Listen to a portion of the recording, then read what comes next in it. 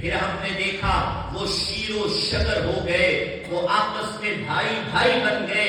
انصار نے اپنی آدھی زمینیں مہاجر صحابہ کو دے دی، اپنے گھر میں حصہ عطا کیا، اپنے گھر میں رہنے کے لیے چھت عطا کی، اپنی بیٹیوں کے ساتھ مہاجر صحابہ کے رشتے قائم کیے۔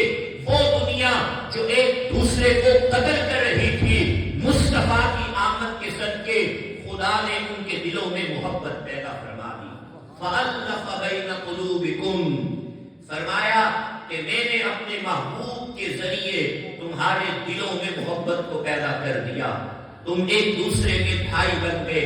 جہاں بچیوں کو زندہ درگور کیا جاتا تھا، وہاں بچی کو اپنے لیے باعث رحمت سمجھا جانے لگا۔